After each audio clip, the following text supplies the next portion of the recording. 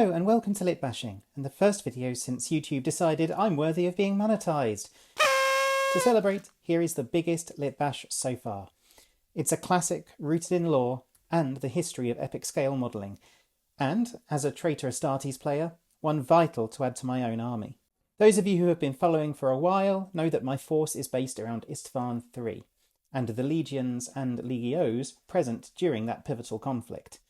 These are the World Eaters, the Emperor's Children, the Sons of Horus, the Death Guard, and the Titan legios of Audax, Mortis, and Vulpa.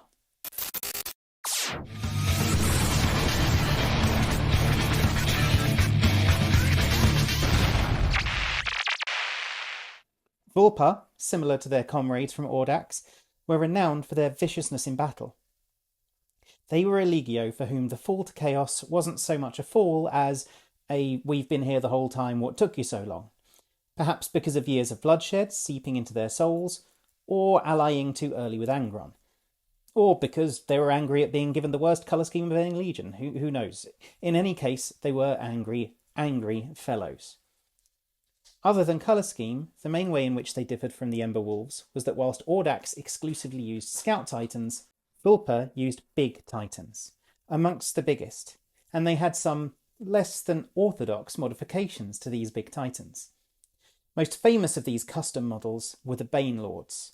Towards the end of the heresy, these marked the first true Chaos Titans, being possessed by 8, of course, Cornate demons, being amongst the first demon engines. There are some excellent conversions out there for fully demonic Banelords from the late heresy, full of Cornate wrath and demonic flame. However, my army is set earlier on in the heresy. However, all those mechanical modifications didn't just crop up with a demon. So what would an early heresy Banelord look like? How can we hearken to their future whilst not being too slimy and fiery and covered in blood? Well, let's find out. Thankfully, old epic instruction manuals help us out with exactly what's needed. Helpfully, all labelled out, so we can split the pretty huge project into 7 sections. Sorry, Corn, one short. Based on this diagram. We will need a Havoc missile rack, a Doom Fist, a Bloodletter Battlehead, a Hellstrike cannon, a Chaos Titan Tail of Corn, a couple of big banners, and the main Titan body itself. Let's start with the easiest bits, the Hellstrike cannon and the missile rack, because this is basically what's included in the kits. To quote Shakespeare, a volcano cannon by another specific name would smell like a Hellstrike cannon. It even looks like the old metal version with those little spine-like trims on top. Similarly, whilst the new Warlord opts for 2 pods rather than 1 central pod, we do have missile racks in the box. So we just use one of these and trim it down to fit in the middle. And we stick these onto the main body. Also built as intended, but posed to be as scary as possible. So scary, in fact, I'm going to use this leftover bit of basing from the Norn kit. Whilst Tyranids weren't a thing yet, really, in the 31st millennium, still being limited to the very edges of the galaxy, we know for a fact that Genestealer cults were already envoys on pretty much every hive world. So who's to say that there wasn't an active Genestealer population on Istvan III? Not me, that's who. So paint these in classic Genestealer purple and indigo, and we can use this as nice spiky scenery for our Titan to be standing creepily atop. It's just too nice a piece not to use. Except, for on the model it actually came with, because I didn't want it for that one. But never throw a fun bit out. Never know when you might need it for a YouTube video. Now we have some problems to solve, because we have bits that don't come in the box. A tail, 2 banners, a Doom Fist, and a Bloodletter Battlehead. Of these, surprisingly, the easiest is going to be the banners. Why? Because we have plastic Blood Knights now in fantasy. As well as being sexy kits in their own right, the standard bearers in particular feature a huge Titan-sized flags with symbolism pretty darn close to Legio Vulpa, like to the point of not even needing an edit.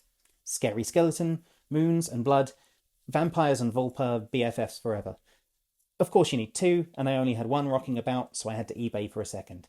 Thank goodness I'm monetized now. Please like and subscribe. Okay, thanks. With a little pinning, we can now attach these flags on some slightly modified shoulders, which would have had the 2 carapace weapons if we hadn't opted for a big middle one instead. The next most easy bit is, again surprisingly, the tail. No Titans have tails, but the 40k Chaos Knight does, and an Imperial Knight is only a little bit bigger than a Warlord Titan at this scale. So with very little chopping, these fit together perfectly. The way it naturally swings also helps determine some movement in the piece, and we can attach the flags in the same direction to give some movement.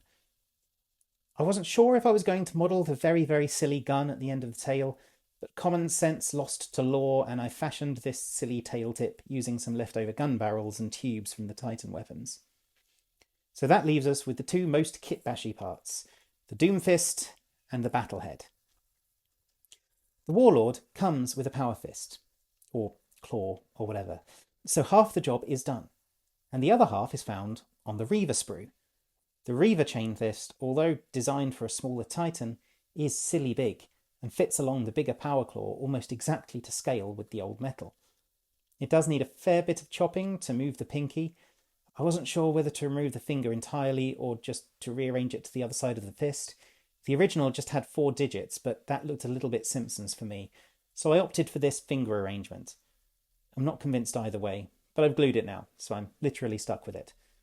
Also of note is the original Doomfist had flamers and melters on its hand, not bolters, so a spare War Master shoulder flamer helps theme this a bit better. Neaten up the trim and plating, and success! We have a Doomfist. The bloodletter head is the hardest bit to fit thematically.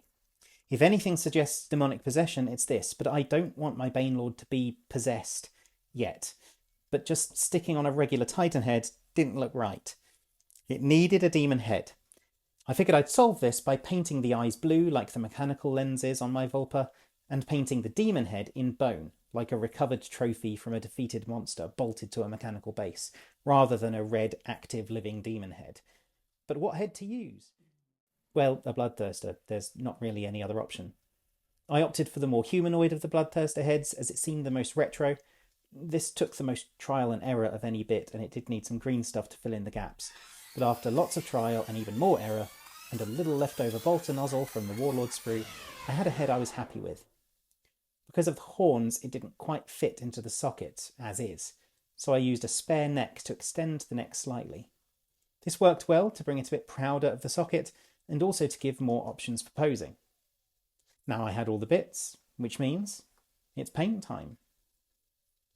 Being mostly panels, let's just break down the recipe for the different colours used. Going over every bit seems like a waste. Also, I don't believe any of you will want to paint this thing purple and red. Like, just paint it all red and brass and set it later in the Heresy fully cornate. It will look way better.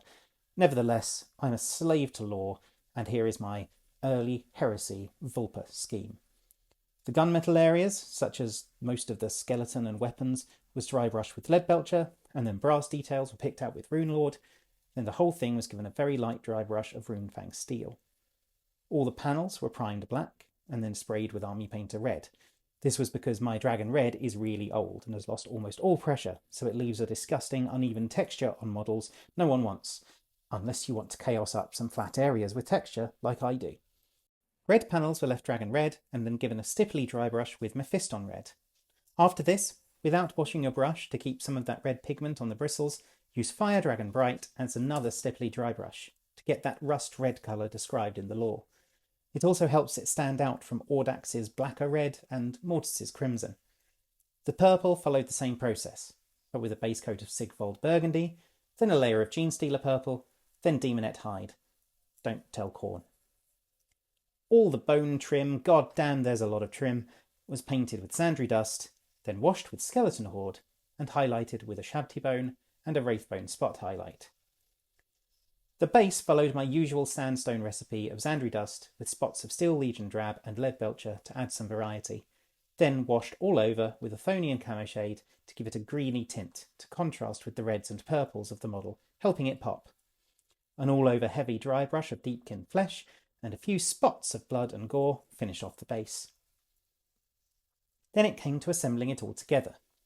But I realised something was missing. How did I make it clear these Tyrannid spines represented a nascent cult uprising, and not a sign of a Hydra fleet? Luckily, I found this little guy in my bits box, so after painting him up and gluing him in place, this was the final piece.